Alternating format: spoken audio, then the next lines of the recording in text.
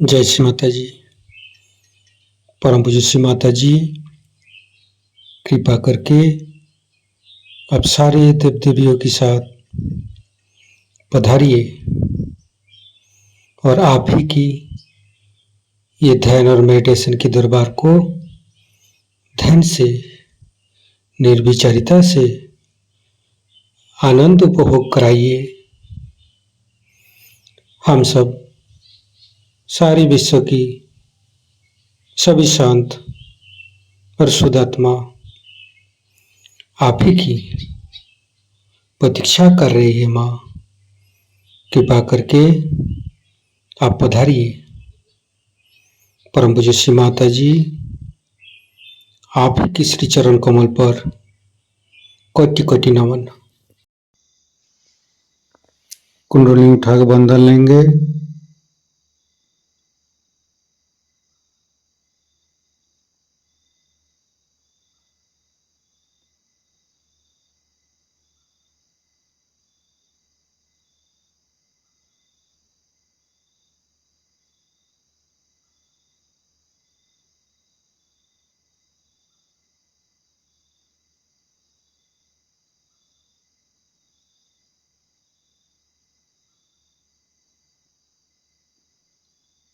तीनों महामंत्र।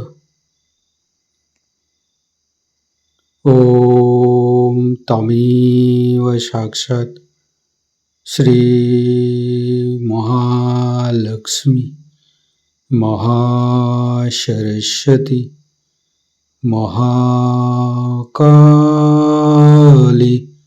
त्रिगुणात्मिका कुंडली साक्षात् श्री आदिशक्ति माता जी श्री निर्मला देवी नमो नमः। ओम तमेव साक्षात् श्री कल्की साक्षात् श्री आदिशक्ति माता जी श्री निर्मला देवी नमो नमः। ओम तमेव साक्षात् श्री कल्की साक्षात् श्री सहस्रार स्वामिनी मोक्ष प्रदायिनी माता जी श्री निर्मला देवी नमो नमः। गणेश मंत्र। ओम तमेव साक्षात् श्री गणेश साक्षात् श्री आदिशक्ति माता जी श्री निर्मला देवी नमो नमः।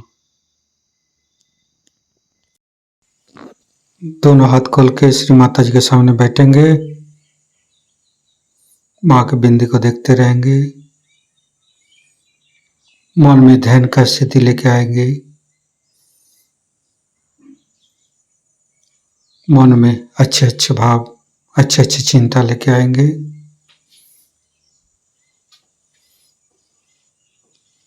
परम पूज्य श्री माता जी,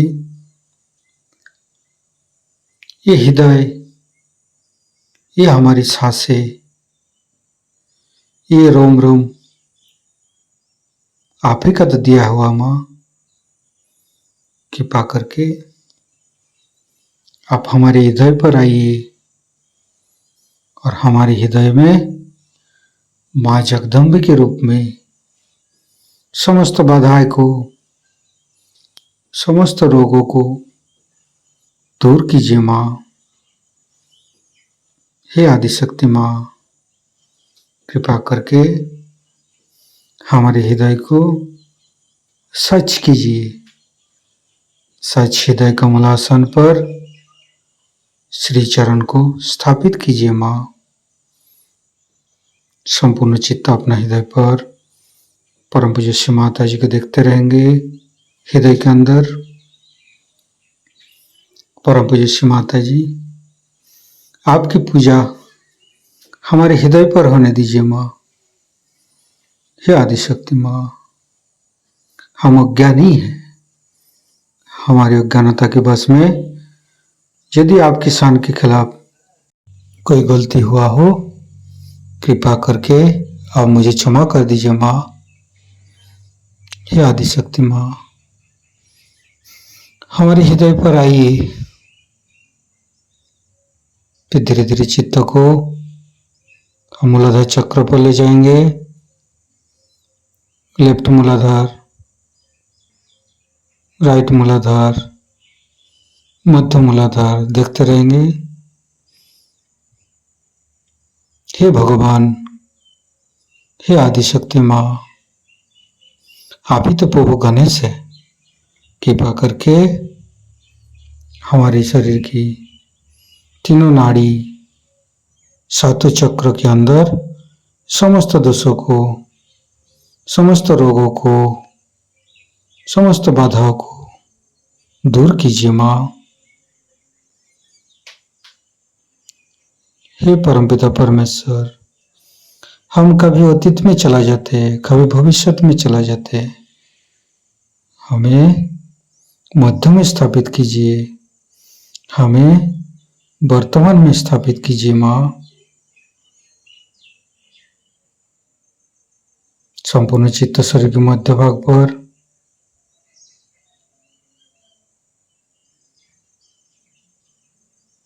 फिर धीरे धीरे चित्त को तीनों स्वादिष्ठान को देखेंगे।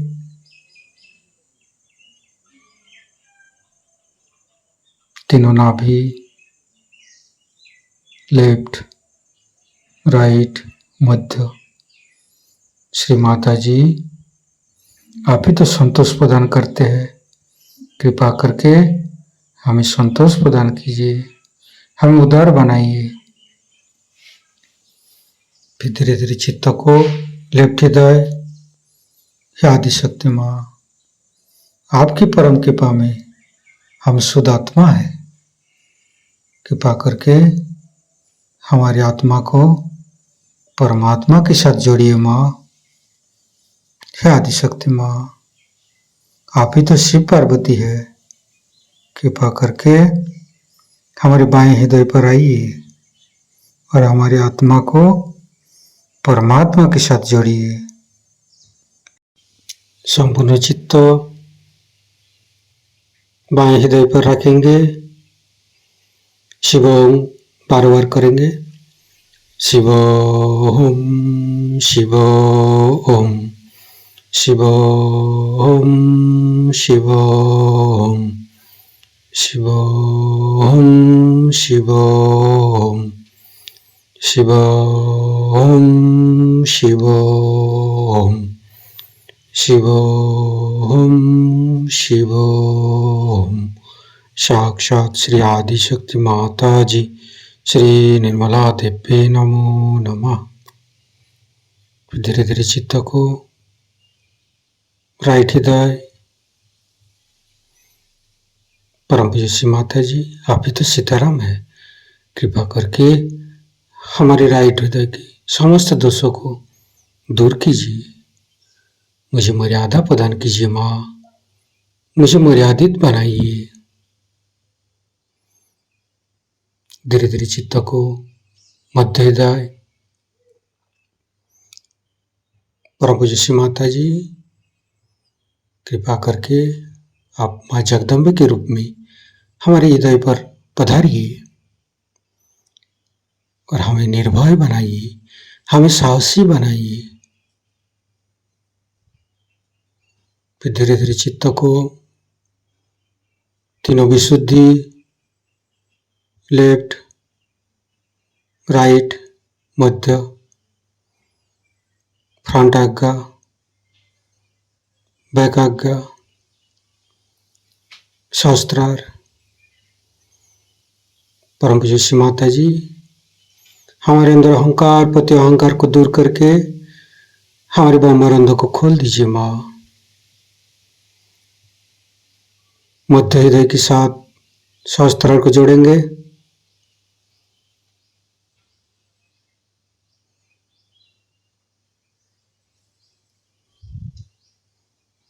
फिर लेफ्ट हृदय के साथ सहस्त्रार को जोड़ेंगे।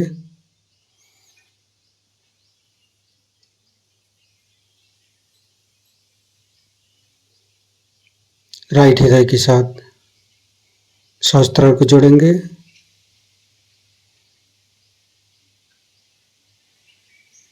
दोनों हाथों पर सहस्त्रार पे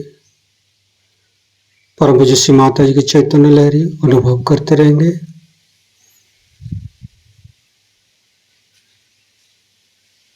परम पूज्य श्री माता जी कृपा करके हमारे सहस्त्रार पर आइए, हमारे तालु भाग में आइए।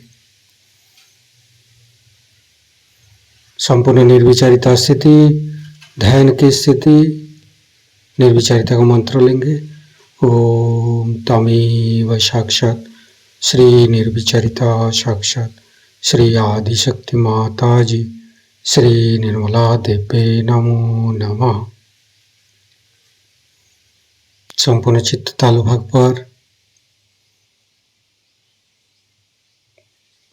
परम पूज्य श्री माता जी हमारे ऊपर ऐसी कृपा कीजिए ताकि हम आपकी वाणी को सहस्त्रार से गहन कर सके। संपूर्ण चित्त सहस्त्रार पर परम पूज्य श्री माता जी का अमृत वाणी हम सहस्त्रार से गहन करेंगे। आप में से जो लोग पहले सहयोग के 3 लेक्चर्स में आए हैं उनके लिए ज़्यादा आसान होगा समझने के लिए, क्योंकि गुरु का स्थान हमारे अंदर काफ़ी ऊंची जगह है। गुरु का स्थान हमारे अंदर स्थित है, कोई उसमें नई चीज़ करने की नहीं है। परमात्मा ने हमारा जो ये साधन बनाया हुआ है, ये जो इंस्ट्रूमेंट है, इसको बहुत सुंदरता से बनाया है। इसके एक एक चक्र जो कि हमारे लिए अदृश्य ही है लेकिन अंदर स्थित है और जिससे ये दृश्य जगत हमें जान पड़ता है, बहुत सुंदरता से रचे हुए हैं। किंतु मनुष्य अति पे रहता है, हमेशा अति पे जाने की वजह से उसने अपने इस साधन को बिगाड़ लिया है। उसी प्रकार गुरु का जो स्थान है उसे भी मनुष्य ने बुरी तरह से बिगाड़ लिया। अभी गुरु का स्थान हमारे अंदर इस पूरी जगह या प्रांत में है, इस पूरे देश में गुरु का स्थान है। पेट के अंदर चारों तरफ नाभि चक्र से जुड़ा हुआ। नाभि चक्र पे मैंने एक दिन पहले बात की थी, जिसमें मैंने विष्णु की शक्ति का वर्णन किया था और विष्णु की शक्ति के ही कारण आज आप अमीबा से इंसान बने हैं और उसी शक्ति के कारण आप इंसान से अति मानव बनने वाले हैं। अब ये जो गुरु की शक्ति हमारे अंदर परमात्मा ने पहले ही से स्थित की हुई है, इसके लिए अनेक गुरुओं के अपने अंदर अवतरण हुए हैं। अब पहले हम लोग देखें कि गुरु तत्व बना कैसे, इसको समझना चाहिए कि गुरु तत्व अनादि है और वो कैसा बनाया गया। हमारे अंदर 3 शक्तियाँ अदृश्य रूप से कार्यान्वित रहती हैं। प्रथम शक्ति जो है उसको हम कहते हैं महाकाली की शक्ति। आप कहिए कि आपके अस्तित्व की शक्ति, जिससे आप में अस्तित्व है, इस सृष्टि में अस्तित्व है, इस संसार में अस्तित्व है, वो शक्ति महाकाली की है जो हमारे अंदर ईड़ा नाड़ी से चलती रहती है। इस ईड़ा नाड़ी का स्थान हमारे बाईं ओर, जिसे कहना चाहिए कि लेफ्ट साइड में रहता है, और लेफ्ट साइड की ईड़ा नाड़ी लेफ्ट साइड की सिंपैथेटिक नर्वस सिस्टम को चालित रखती है। इसलिए लेफ्ट साइड की जो हमारी ईड़ा नाड़ी है वो हमें इच्छा देती है। इच्छा करने से ही मनुष्य कार्यान्वित होता है और इसलिए दूसरी जो राइट साइड की जो पिंगला नाड़ी है वो हमें क्रिया शक्ति देती है। इसको हम महासरस्वती की शक्ति कहते हैं। तो हमारे पास एक तो महाकाली की शक्ति है और दूसरी हमारे पास महासरस्वती की शक्ति। क्योंकि हम इनके नाम अंग्रेजी में नहीं कह सकते, इसलिए बहुत से लोग सोचते हैं ये बड़ा अनसाइंटिफिक मामला है, लेकिन इससे बड़ा साइंस और कोई नहीं हो सकता। क्योंकि जो चीज़ आपने देखी नहीं, जो आपके लिए अलग है, जो परोक्ष में है, जिसे आपने जाना नहीं, जो ऊपर में है उसे आपने देखा, लेकिन अगर पीछे की इसकी शक्ति ही को आपने नहीं जाना है तो उसके बारे में बात करने से भी आप विश्वास नहीं कर सकते। लेकिन सहयोग में जब कुंडलिनी जागृत हो जाती है और जब कुंडलिनी ऊपर की ओर उठने लग जाती है, तब आप देख सकते हैं कि ये दोनों नाड़ियों के असंतुलन आदि अनेक दोषों के कारण कुंडलिनी किस तरह से रुक जाती है, फिर किस तरह से उसे संतुलन देना पड़ता है। ये दोनों शक्तियां एक और तीसरी शक्तियों से प्लावित हैं, जो कि महत्वपूर्ण है और जो ही हमारी कमाई है। आज हमारी मानव चेतना जिस स्तर पे पहुंची है, ये हमारी तीसरी शक्ति की द्योतक है। ये महालक्ष्मी की शक्ति है। इस शक्ति से हम आज अमीबा से इंसान बने। अगर मनुष्य अमीबा रह जाता तो क्या हर्ज था? कौन सी ऐसी आफत आई हुई थी कि इतनी योनियों में से गुजार के आज मनुष्य का सुंदर स्वरूप परमात्मा ने निर्माण किया? क्या कभी आप सोचते हैं कि क्यों परमात्मा ने हमें मनुष्य बनाया? क्या विशेषता हमारे अंदर है जिसकी कि हमें अभी तक गंध भी नहीं और हम जानते भी नहीं हैं, उसकी हमें खबर भी नहीं है कि हम किस लिए संसार में आए हैं। ये साधन जो विशेष तरह का एक मानव बनाया गया, ये किस लिए बनाया गया? इस मानव को पहले समझ लेना चाहिए कि ये महालक्ष्मी शक्ति से हमारे अंदर आज इस स्थिति में पहुंचा है जहां मानव चेतना पहुंची है। विस्तार पूर्वक मैंने एक दिन पहले दादर में सब कुछ बताया था, इसलिए इन तीनों शक्तियों के बारे में मैं अधिक चर्चा नहीं करूंगी। लेकिन ये तीनों शक्तियां हमारे अंदर हैं और इन तीनों शक्तियों का समन्वय जहां होता है, ये तीनों शक्तियां जब एकत्रित हो जाती हैं और इन तीनों शक्तियों का जब बिल्कुल बाल्य स्वरूप पैदा हो जाता है कि जो किसी भी चीज से खराब नहीं हो सकता, जिसके अंदर किसी भी तरह की त्रुटियां नहीं आ सकती, जिसके अंदर किसी तरह का अहंकार नहीं आ सकता, जो बिल्कुल हमेशा नवीन रहता है, ये तत्व गुरु तत्व है। बालक के अंदर अहंकार नहीं होता, बालक के अंदर किसी चीज से लगाव नहीं होता है, वो पूरी तरह से निर्लिप्त रहता है। आप देखिए छोटे बच्चे खेलते हैं, खूब नाटक बनाते हैं, क्या क्या चीजें बनाते हैं, उसके बाद उसको लात मार के चले जाते हैं, या ज्यादा देर थोड़ी देर खेले कूदे, उसके बाद कुछ नाटक किया, उसके बाद सब खत्म हो गया। उनके लिए सभी कुछ नाटक रहता है और वो त्रस्त की जैसे बातें करते हैं। जैसे किसी छोटे बच्चे से कहो कि अच्छा बेटे अब तुम घर जाओ, तो कहेगा कि माँ देखो ये मुन्ना है ना, ये जाएगा नहीं, ये मुन्ना जाएगा नहीं, माने वो कोई और है और ये मुन्ना कोई और है, हमेशा त्रस्त जैसी बात करते हैं। लेकिन जब मनुष्य बड़ा हो जाता है, धीरे धीरे उसके अंदर दो ग्रंथियां या दो विशेष तरह की संस्थाएं तैयार होती हैं, जिसको कि हम अंग्रेजी में ईगो और सुपर ईगो कहते हैं। ये हमारे अंदर जो इच्छा शक्ति है और क्रिया शक्ति है, इसके उपयोग से होती है। अगर मनुष्य बहुत ज्यादा इच्छा शक्ति से भरा हुआ हो और पूरी समय इच्छाएं करता रहे, तो उसके अंदर सुपर ईगो नाम की शक्ति तैयार हो जाती है। एक कहना चाहिए एक संस्था हो जाती है, और वो संस्था हमारे सर के अंदर इधर से घूम करके इस तरफ में सब छा जाती है, जिस तरह से यहाँ दिखाया गया। दूसरी संस्था हमारे अंदर क्रिया शक्ति से पैदा होती है, जिसे हम लोग अहंकार कहते हैं और अंग्रेजी में ईगो कहते हैं। यह हर इंसान में, जो इंसान कोई सा भी कार्य करता है, उसके अंदर पैदा हो जाती है। यह संस्था का मतलब यह है कि मनुष्य सोचता है मैंने ये काम किया, मैंने मकान बनाया, मैंने ये घर बनाया, उस चीज के प्रति एक तरह का कर्तापन जब आदमी में उभर आता है, उस कर्तापन से ही ये संस्था ईगो की तैयार हो जाती है। ये दोनों संस्थाएं जाकर के जब सर के या मध्य भाग में, यहाँ फॉन्टेनेल बोन की एरिया में, यहाँ जाकर के एक के ऊपर एक ऐसे जम जाते हैं, तब यहाँ कैल्सिफिकेशन हो जाता है और हमारी तालू बचपन में कोई 3-4 साल की उम्र में पूरी तरह से भर जाती है। पर इसका पूरापन असल में जब हम भाषा खूब अच्छे से बोलने लग जाते हैं और भाषा पे प्रभुत्व पा लेते हैं, तब अच्छे से जम जाता है।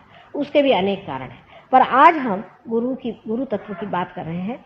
अब गुरु तत्व जो है, ये इन तीनों शक्तियां, महाकाली, महालक्ष्मी, महासरस्वती, इन तीनों शक्तियों का समन्वय है और ये एकदम नूतन स्वरूप हमारे अंदर परमात्मा ने समाये हुए। आप तो जानते ही हैं कि दत्तात्रेय जी का जन्म किस तरह से हुआ था, उसके बारे में फिर से मुझे बताने का नहीं, लेकिन ये बात बिल्कुल सही है कि जिस तरह से तीनों शक्तियां ब्रह्मा विष्णु महेश जब पावित्र के सामने जाके खड़ी हो गई, तो उस पावित्र ने उनको वो नूतनता, वो उनका भोलापन दे दिया। वो भोलापन से भरी हुई ये तीनों शक्तियां जो हैं, वो एक दत्तात्रेय जी के अंदर समाई हुई हैं और वो हमारे पेट में कहना चाहिए, जिसे हम भवसागर कहते हैं, उसमें समाई हुई है। विराट के अंदर जो भवसागर है, उसके अंदर ये शक्ति समाई हुई और ये अनेक बार जन्म लेती है। जैसे आदिकाल से आदिनाथ, ये भी इसी शक्ति के अवतार थे। एक ही शक्ति है, वो अनेक बार जन्म लेती है। आदिनाथ जी जो कि अभी भी जैन लोग वगैरह उसका प्रार्थना करते हैं और उनको मानते हैं, लेकिन वो जानते नहीं कि ये शक्ति का अर्थ क्या है। सबसे पहली चीज इस शक्ति में ये है कि ये शक्ति में कोई धर्मांधता नहीं, सन्यासी की कोई जात नहीं होती, कोई उसके कोई वर्ण नहीं होता है। वो सन्यासी का मतलब ऐसा है कि वो सब जाति धर्म सबको मानता है, और अगर कोई भी गुरु अपने को किसी एक विशेष धर्म का अभिनेता समझे तो समझ लेना चाहिए कि ये गुरु नहीं। गुरुत्व की पहली शक्ति यह है कि उसके अंदर सर्व धर्म का जो कुछ भी निचोड़ है, इसेंस है, उसकी जो नूतनता है, उसका जो भोलापन है, वो उसके अंदर भरा होना चाहिए। कोई भी मनुष्य अपने को किसी धर्म गुरु के नाम से सामने आता है तो समझ लेना चाहिए कि ये एक झूठा आदमी है और इसके पीछे का जो धर्म है वो भी महाझूठा है। इसका आपको उदाहरण हम बता सकते हैं सहयोग में, बहुत आसानी से आप समझ सकते हैं। एक महाशय हैं, हमसे मिलने आए थे जब हम लंदन में थे, तो कहने लगे कि माँ मेरे पेट का कैंसर है, मुझे ठीक कर दिया। वो स्वयं मुसलमान है, ईरान के रहने वाले डॉक्टर। मैंने उनसे पूछा कि तुम्हारा किस पर विश्वास है, तो कहने मोहम्मद साहब पे। मैंने कहा कि क्या सिर्फ मोहम्मद साहब पे? कहने हाँ। और किसी पे नहीं? कहने किसी और पे नहीं मेरा। तो मैंने कहा मैं तुम्हारे पेट का कैंसर नहीं ठीक कर सकता, मुझे माफ करो, क्योंकि पेट का कैंसर इस तरह के धर्मांधता से होता है कि एक मोहम्मद साहब मात्र हैं। मोहम्मद साहब हैं, ये भी दत्तात्रेय के ही अवतरण है पूर्णतया, और कुछ नहीं। मतलब ये कि वो स्वयं साक्षात दत्तात्रेय, इसमें कोई शंका की बात नहीं, लेकिन वही एक अवतरण नहीं है, इसलिए मोहम्मद साहब ही उनके पेट में जाकर गुस्से हो गए। समझ लीजिए आप इस देश के प्रेसिडेंट हैं, और आप अगर महाराष्ट्र में आए तो लोग आपका आदर करें क्योंकि आप प्रेसिडेंट हैं, पर अगर आप बंगाल में जाएं और आपका आदर नहीं हो तो क्या प्रेसिडेंट साहब आपसे नाराज नहीं हो जाए? उसी प्रकार ये एक ही शक्ति अनेक बार जन्म में आती है, और जब ये अनेक बार जन्म में आती है, हालांकि उसके नाम अलग होते हैं, उसकी जगह अलग होती है, जिस तरह की जरूरत होती है उसी प्रकार ये शक्ति संसार में जन्म लेती है। लेकिन इसका कभी भी अर्थ ये नहीं करना चाहिए कि वो एक शक्ति आई उसके बाद कोई शक्ति नहीं आएगी, जिस प्रकार कि हम लोग हमेशा करते रहते कि एक गुरु को मान लिया फिर और गुरु हो ही नहीं सकते। अब इन महाशय जी जिनको कि बुरी तरह से तकलीफ थी पेट की, ये 2-3 दिन बाद फिर आए, कहले माँ इसको तो ठीक करना ही होगा। मैंने कहा अगर ठीक करना है तो तुम्हें दत्तात्रेय जी को मानना पड़ेगा, नानक जी को मानना पड़ेगा। वो कहा अच्छा जो भी कहोगी वो मानूंगा मैं। फिर मैंने उनसे कहा कि अब तुम प्रार्थना करो नानक जी से कि मुझे क्षमा करें, मोहम्मद साहब से भी प्रार्थना करो कि मुझे क्षमा करें, और उसके बाद उनका कैंसर भी ठीक हो। आपको आश्चर्य हो गया कि आजकल इतनी संस्थाएं पॉलिटिकल भी, राजनैतिक आदि बन जाती हैं, जिसमें लोग ये सिखाते हैं कि इनके धर्मगुरु खराब हैं, उनके धर्मगुरु खराब। वास्तविकता यह है कि इनके जितने भी फॉलोअर्स हैं और जो डिसाइपल्स हैं, जो अपने एक धर्म के कहते हैं, मुसलमान उतने ही बुरे हैं जितने हिंदू, हिंदू उतने ही बुरे हैं जितने ईसाई, और ईसाई उतने ही बुरे हैं जितने और धर्म के लोग।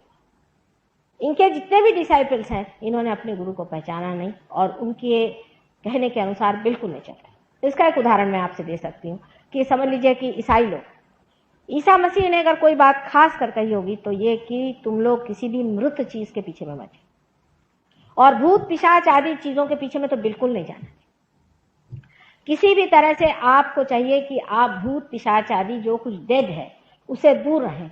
इतनी खोल के बात मेरे ख्याल से जितनी ईसा मसीह ने बताई है सिर्फ नानक साहब ने बताई। इतनी खोल के बात बताने पर भी आप किसी भी ईसाई धर्म को जानने वाले या धर्म को पालन करने वाले या किसी भी राष्ट्र में जाके देखें तो आपको आश्चर्य होगा। लंदन में जहां मैं रहती हूँ, हर एक चर्च के अंदर में नीचे मुर्दे गड़े पड़े, आप वहां पांव रखे तो आपके पैर चक्के खाते। हर एक चर्च के अंदर, मंदिर के अंदर उन्होंने मुर्दों गाड़ के रखे। जिस चीज को बिल्कुल मना किया गया था उसी को बराबर ये लोग करते। अब आप हिंदुओं की अकल देखिए, हिंदुओं की अकल उससे भी बढ़ गई। हिंदुओं के लिए बताया गया था कि सर्वधर्म एक ही है, इतना नहीं तो इतना भी बताया गया था कि तुम्हारे अंदर, सबके अंदर एक ही आत्मा का वास है, एक ही परमेश्वर का प्रतिबिंब जो आत्मा है, सबके अंदर एक आत्मा का वास है। अभी जाति पाति लेकर के झगड़ा करने वाले हिंदुओं से बढ़ के तो कोई, जब सबके ही अंदर एक ही आत्मा का वास है, और जब ये भी बताया गया कि तुम्हारा पुनर्जन्म होता है, तब आज आप हिंदू हैं तो कल मुसलमान होंगे, कल मुसलमान है तो परसों ईसाई होंगे, नहीं तो आप कल चमार भी हो सकते हैं, और नहीं तो आप और भी निम्न श्रेणी के हो सकते हैं। बड़े अपने को बड़े बड़े कहने वाले लोग जो कि अपने को बहुत सोचते हैं कि हम बड़े भारी हिंदू हैं, उनका व्यवहार ऐसा है कि चमारों से भी बदतर, उनसे शूद्रों से भी शूद्र, अति शूद्रों जैसे वो लोग आप देखते हैं जो मंदिरों में बैठ करके वहां दक्षिणा वगैरह लेते हैं। उनके बारे में आप अगर देखें तो आपको विश्वास नहीं होगा कि इनका और परमेश्वर का कहीं संबंध भी है, कि ये परमेश्वर के दुश्मन यहां बैठे। मैं वृंदावन गई थी, वृंदावन में, और जब मैंने देखा तो मुझे बड़ा आश्चर्य हुआ कि जितने वहां पंडे बैठे हुए हैं सारे राक्षस हैं, राक्षस। और राक्षस ही नहीं है, सारे कंस के अनुचर हैं। वो कृष्ण के सामने बैठ करके कृष्ण की बदनामी कर रहे हैं। इतना नहीं, जो जितने भी आते हैं उनके अंदर भूत भर रहे हैं और सबका सर्वनाश कर रहे हैं।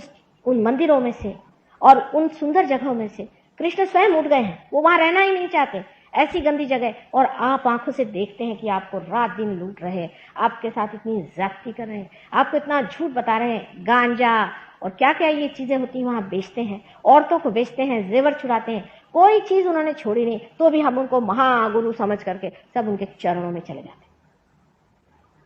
आपने ये सब काम किए, लेकिन आपके बच्चे काम नहीं करने वाले। इसका दुष्परिणाम एक ही होने वाला है।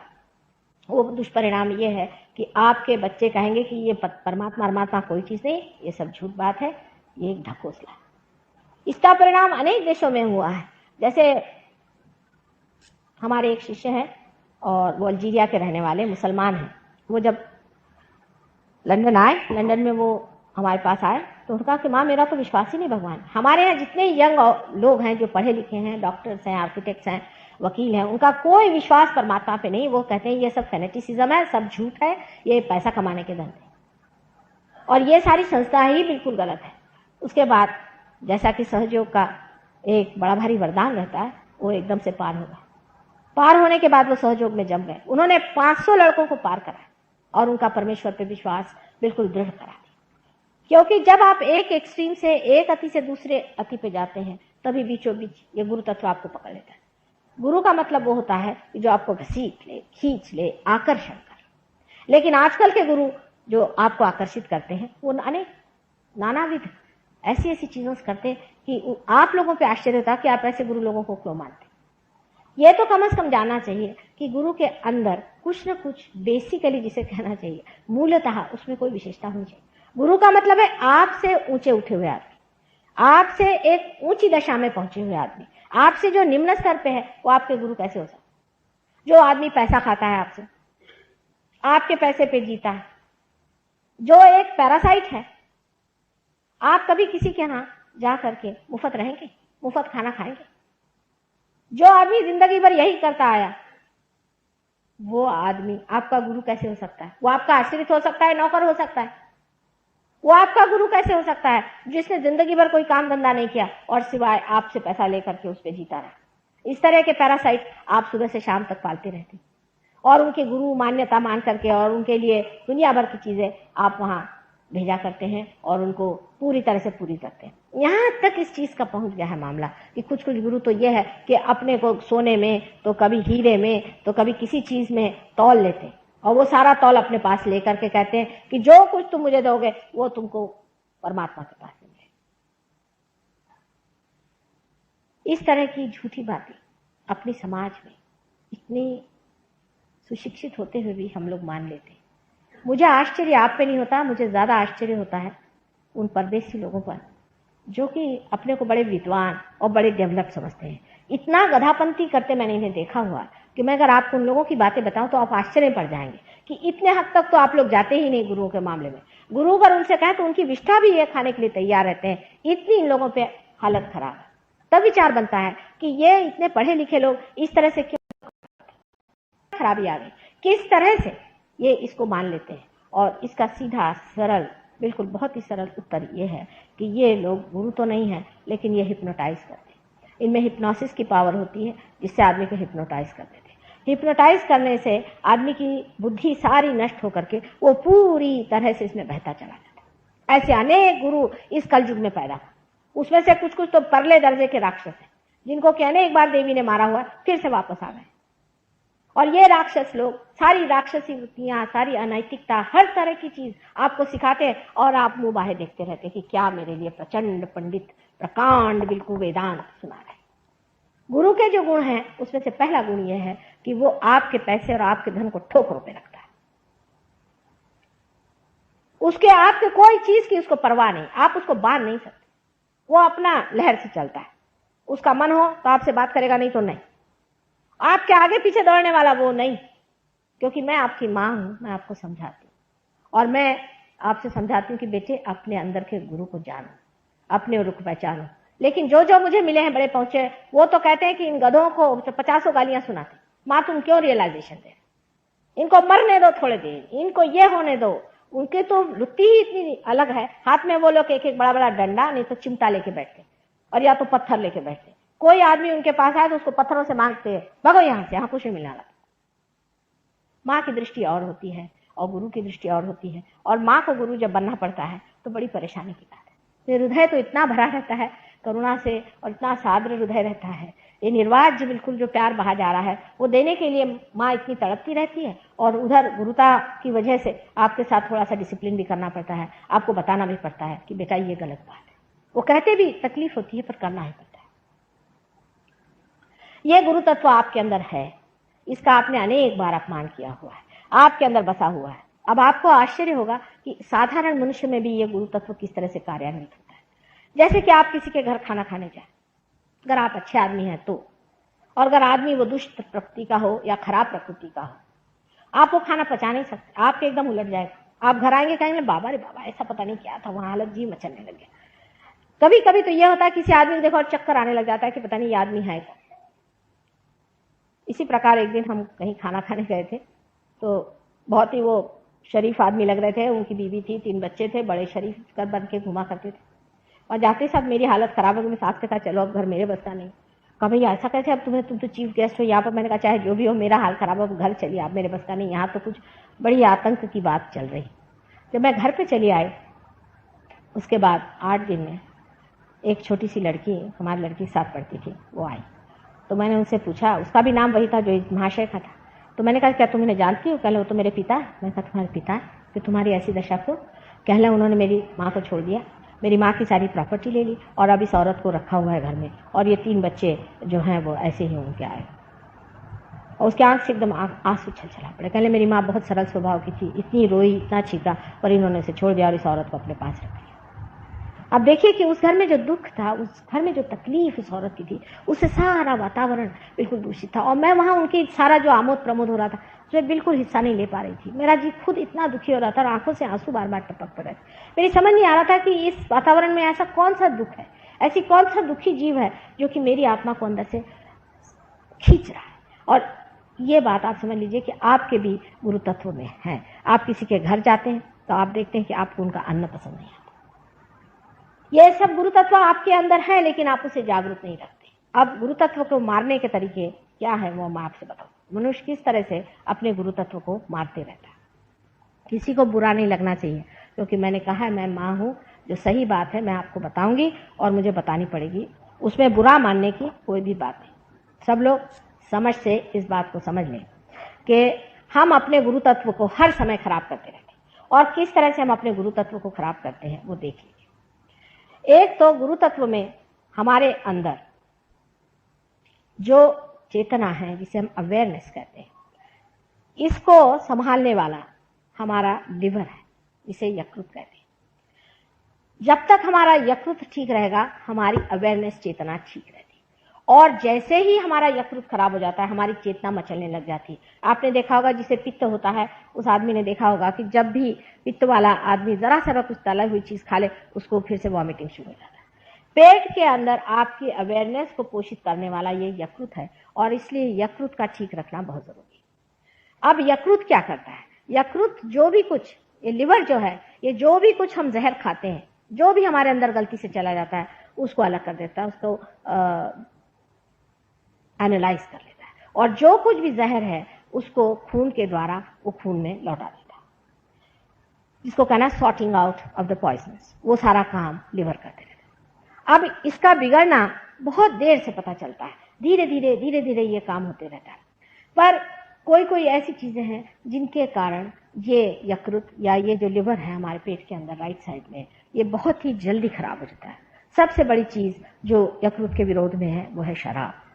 जितने भी गुरु आज तक संसार में हो गए, चाहे वो अब्राहम हो, चाहे वो मोसेस हो, चाहे वो लाओत्से हो, और चाहे वो सोक्रेटिस हो, ये सारे गुरु तत्व हैं। सारे ही गुरु तत्वों ने अवतार संसार में लिए थे, वो सब लोग ये गुरु हैं।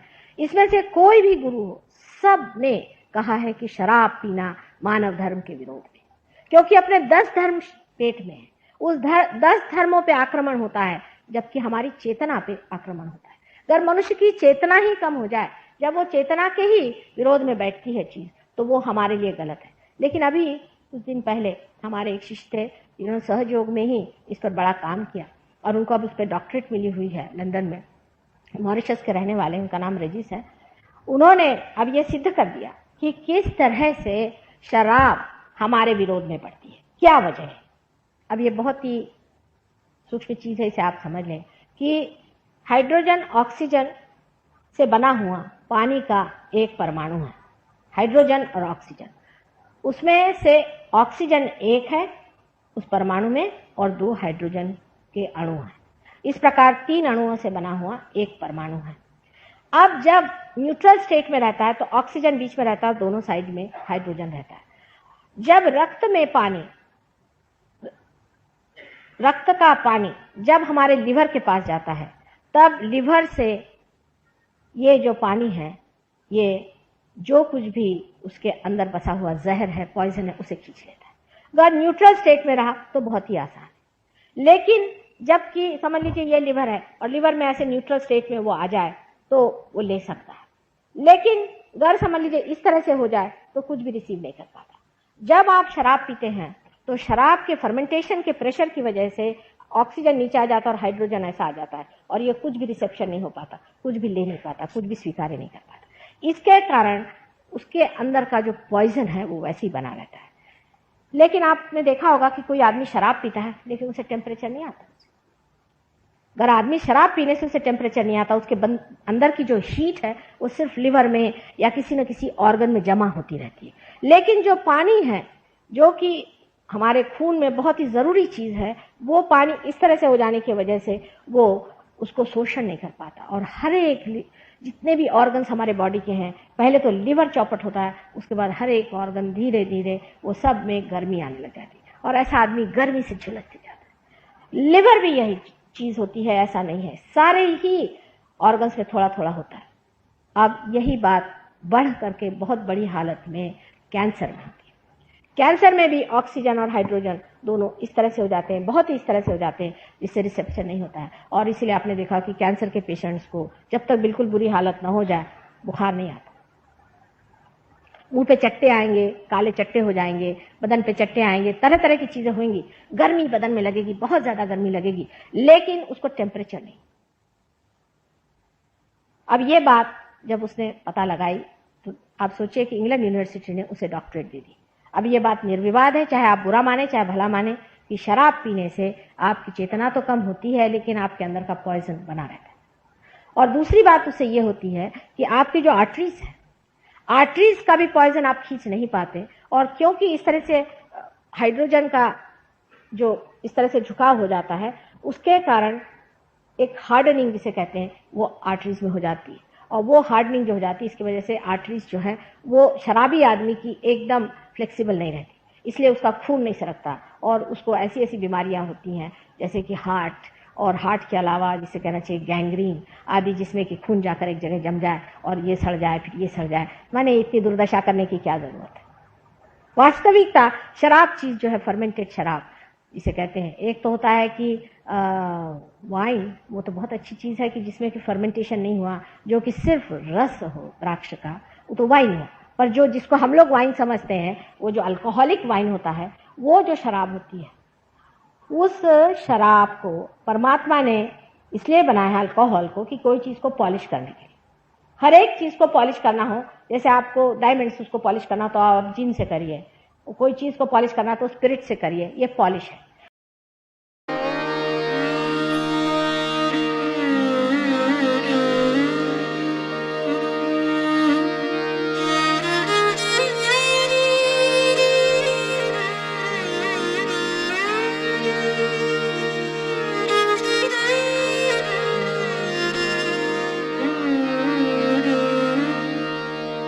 Ah.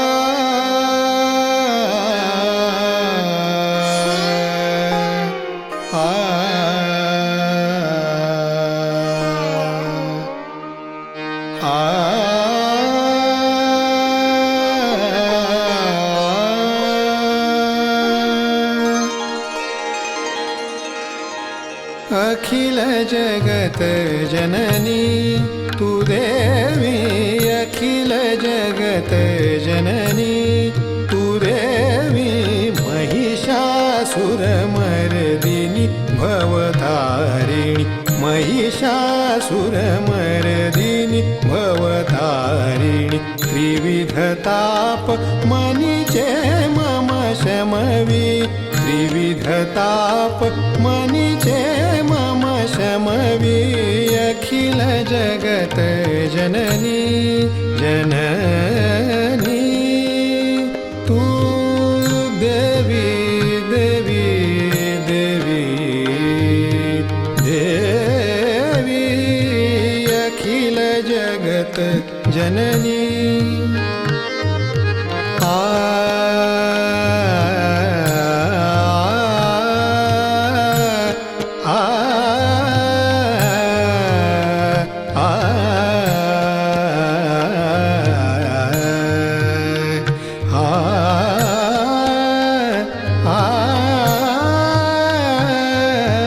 अखिल जगत जननी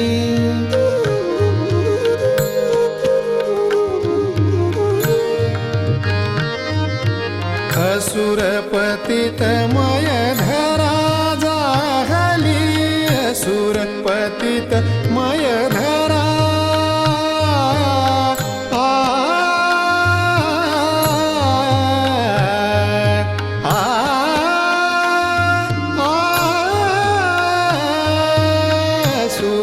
असुरपतितमय धरा जाहली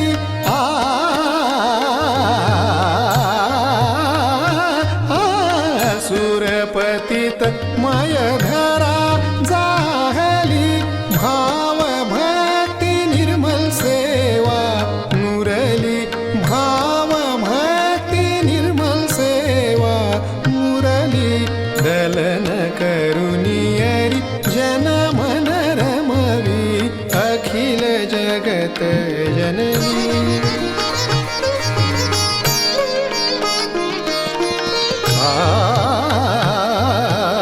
अखिल जगत अखिल जगत जननी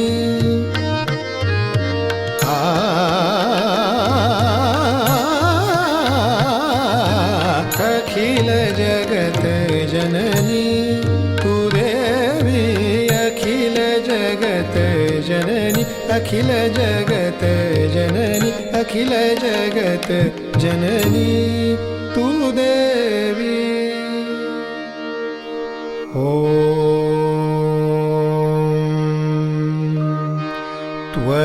त्वमेव साक्षात्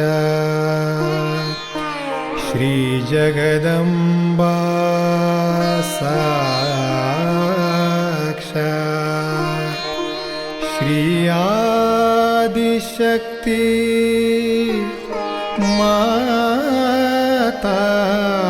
माताजी श्री निर्मला देवे नमो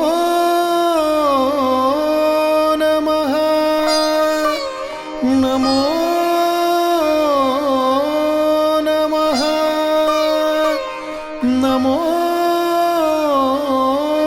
नमः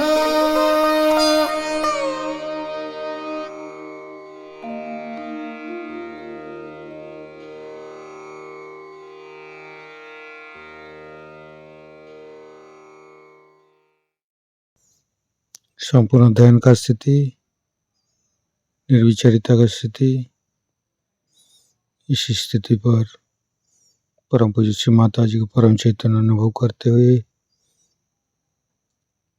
परम चैतन्य की वर्षा अनुभव करते हुए थड़ते रहेंगे।